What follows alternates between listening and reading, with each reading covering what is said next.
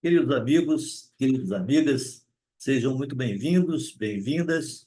Hoje nós trataremos de um assunto, de um tema que penso que é de extrema importância para grande parte da população, que diz respeito, naturalmente, como já está anunciado, é, diz respeito às dívidas, ou, na verdade, à utilização do cartão de crédito que, como todos nós sabemos, tem um dos juros mais altos do mundo. E no Brasil, a partir de janeiro desse ano, houve uma limitação, né, para ficar em torno de 100% da dívida, esses juros. De toda forma, já, claro que é importante que a gente diga, quando o Banco Central do Brasil hoje estabelece a taxa de juros na faixa de 10 a 11%, naturalmente que os juros de 100% é, na minha visão, totalmente descabido e, de uma maneira tão monstruosa, vamos dizer assim, agride a qualquer bom senso em termos de cobrança de juros para o cliente, né? Contra o cliente.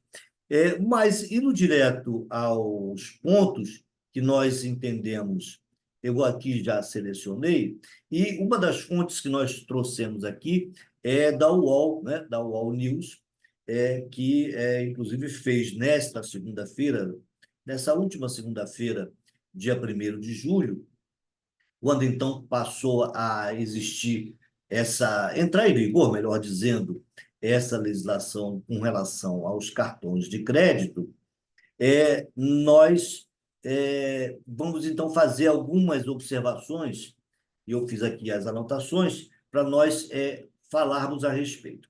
Bom, como todos sabem, aí voltamos à questão dos juros, o cartão de crédito, há longo tempo, há décadas, tem sido um dos produtos financeiros dos mais caros para os consumidores em geral, para os consumidores de crédito. Nós já tivemos patamares em torno de 400 e um pouco mais de juros. Com a mudança que houve a partir de janeiro, repito, houve uma limitação ao valor, ao percentual de 100% da dívida.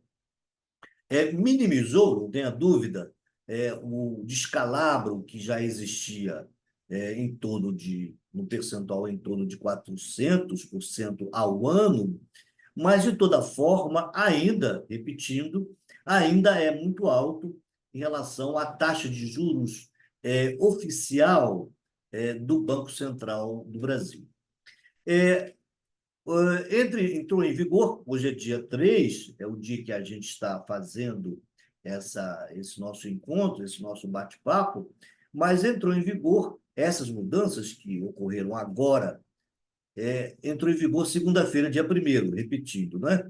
Então, é uma resolução, é a mesma resolução daquela que limitou os juros do rotativo, que eu já citei aqui, em torno de 100% do valor da dívida.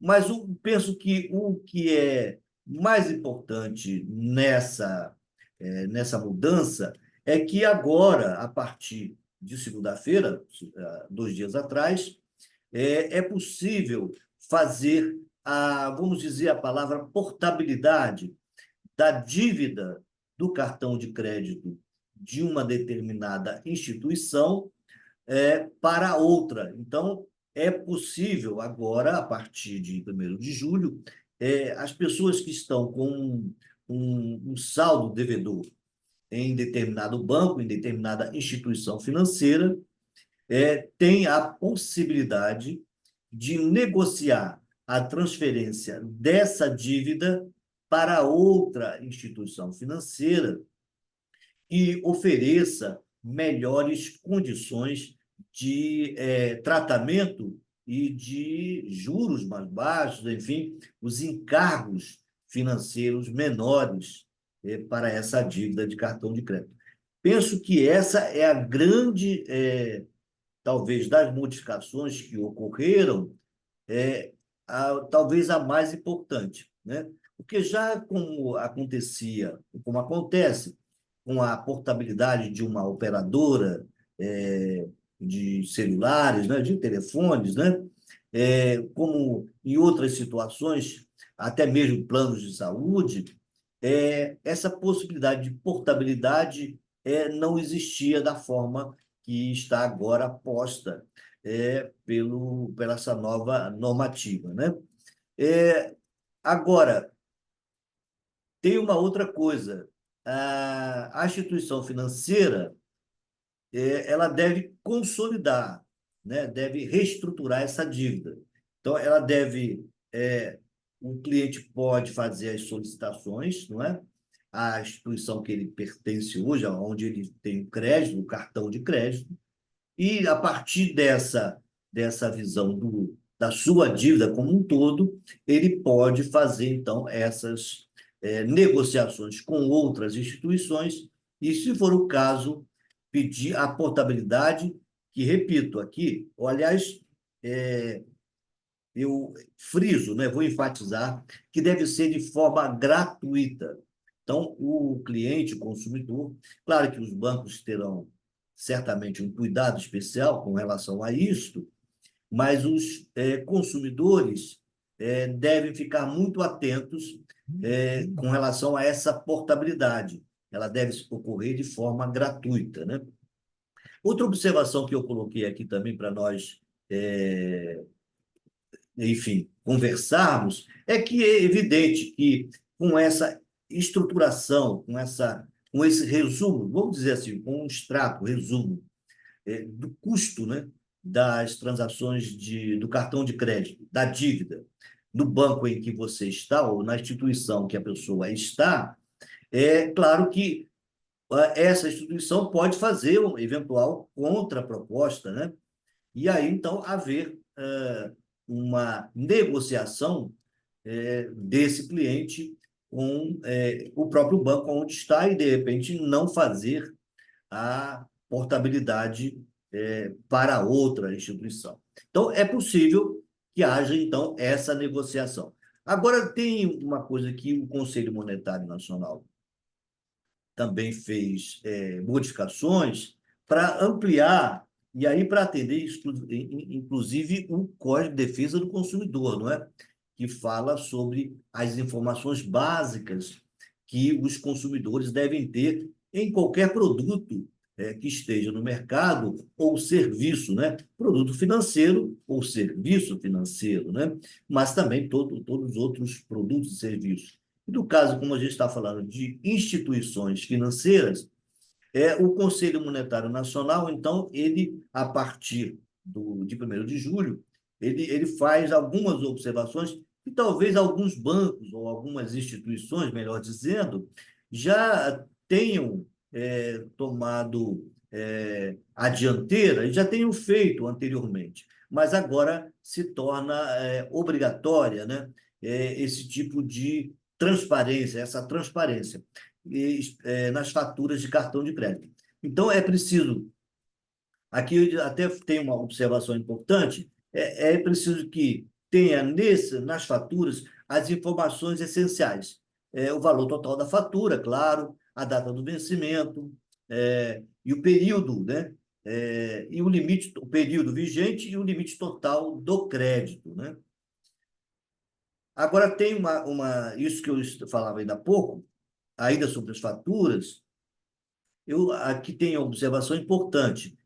Alguns bancos, como eu já tinha dito, já se anteciparam, mas aqui diz que é preciso que haja a informação do valor mínimo obrigatório, claro, valor dos encargos a serem cobrados no período seguinte, no caso de pagamento mínimo. Aqui é muito importante, né?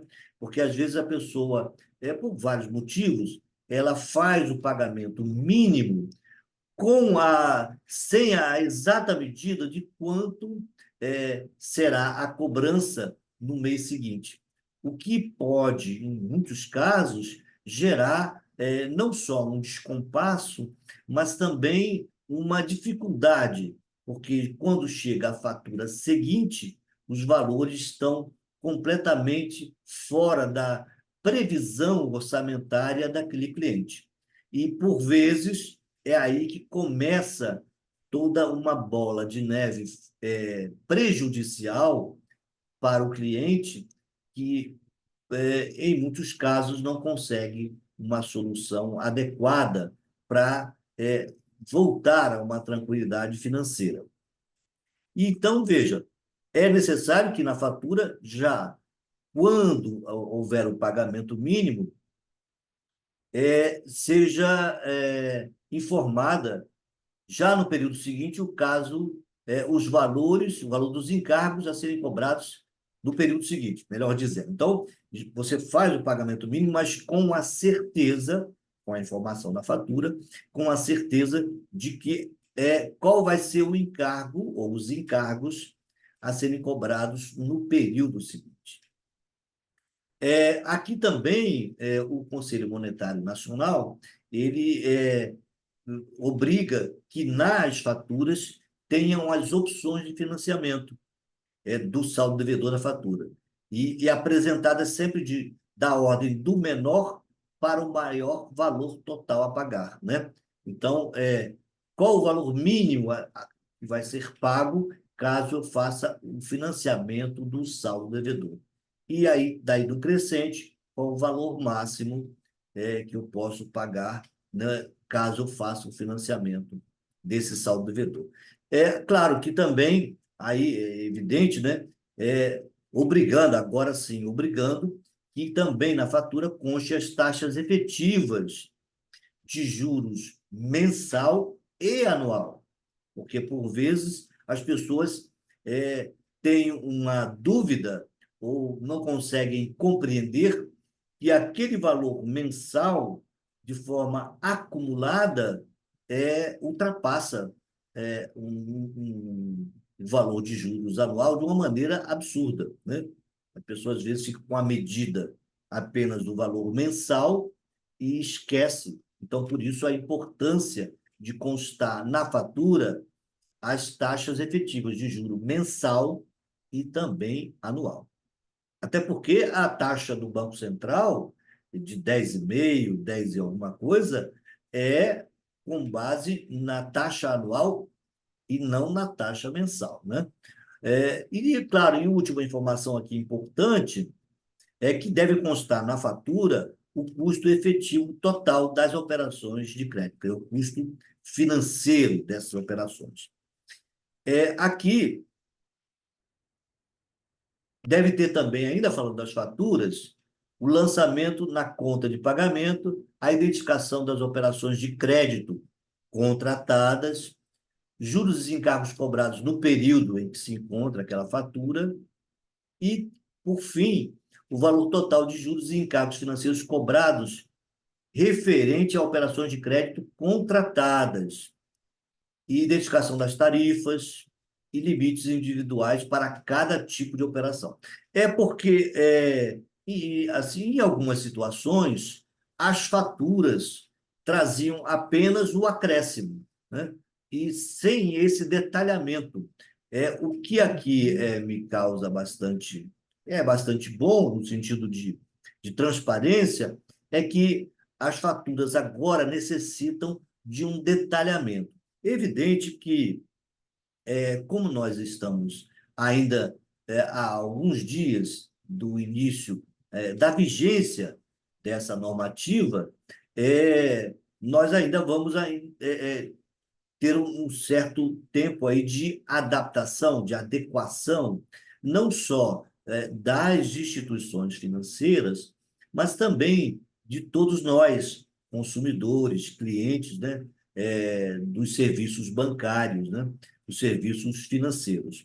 Então, o que eu faço aqui, já encerrando, é a observação quanto à utilização do cartão de crédito. E aí, não é uma observação específica com relação a essa mudança que houve no dia 1º, né, 1º de julho deste ano.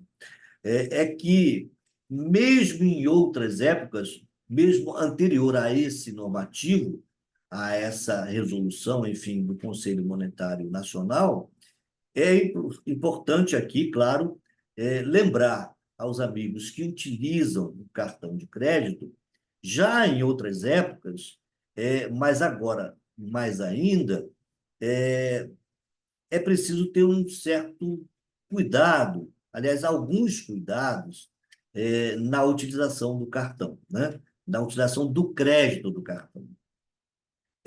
Umas sugestões que podem surgir, e aí vai cada caso deve se adequar a cada cliente, cada consumidor, por exemplo, colocar o cartão de crédito em débito em conta. Tem duas, e aí não é só por conta dessas mudanças que estão ocorrendo, mas aí tem uma posição, às vezes, considerada negativa e outra positiva, né? Às vezes, a consideração se faz negativa em relação ao débito em conta do saldo do cartão de crédito, é que pode ocorrer que aconteça um débito no dia do vencimento. Digamos que o vencimento seja dia 10. Digamos que o vencimento seja dia 10. Então, você tem saldo em conta, porque assim você fez com todo cuidado para evitar gastar mais do que tinha em conta corrente, mas dentro do seu extrato, digamos que você não tenha percebido uma compra que você não conferiu. Então, a dificuldade, o ponto negativo, às vezes, é que, às vezes, o débito ocorre, porque está autorizado o débito em conta, mas tem uma ou duas contas, enfim, alguma transação efetuada no seu cartão de crédito que você não reconhece, que você discorda daquele valor, né? Ou discorda do parcelamento daquela forma que ocorreu, e esse valor vai ser debitado em conta corrente. E depois de debitado, é sempre mais difícil para a pessoa tratar, porque o débito já ocorreu, já houve o desencaixe financeiro daquele valor que você possuía em conta corrente. Então, esse é o ponto, vamos dizer assim, um viés negativo. O viés positivo é que, sabendo você que o débito é em conta corrente, exige de você um maior cuidado com relação a não gastar acima do que você efetivamente possui de capacidade financeira. Então, esse é um ponto importante para haver uma educação, né, financeira, porque você sabe que efetivamente será debitado aquele valor em sua conta corrente. E, em alguns casos, a pessoa, não tendo saldo em conta corrente, pode gerar um prejuízo maior ainda, né? Então, por isso, esse sinalizador de que tem o débito em conta, que você decidiu, a pessoa decidiu o débito em conta, pode ser uma forma de educar de forma forçada o seu gasto, né? O seu limite de gastos no cartão de crédito.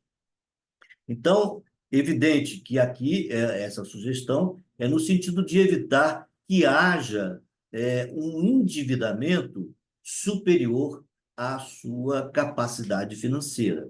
Na verdade, o ideal no cartão de crédito, que a gente em outro momento vai falar a respeito, é a utilização do seu crédito, o nome já diz, do seu crédito, do seu limite, não é?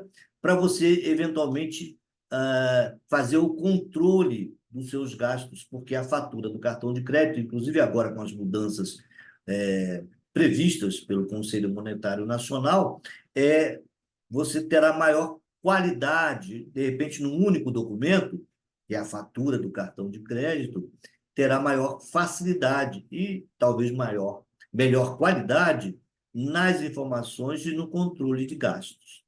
Então, esse é um aspecto também importante e é um instrumento muito utilizado, facilita em alguns parcelamentos, em algumas compras, em algumas transações que de outra forma não poderiam ser feitas, ou você ou a pessoa não teria capacidade financeira de bancar, vamos dizer assim, é, aquele valor total, e aí no cartão de crédito existem essas facilidades. É evidente que na hora que for efetuar uma transação de valor alto, é importante que, e aí, no caso, parcelar no chamado sem juros, é preciso haver um cuidado, porque às vezes a palavra sem juros, esse termo sem juros, no parcelamento, nem sempre se revela verdadeiro, né?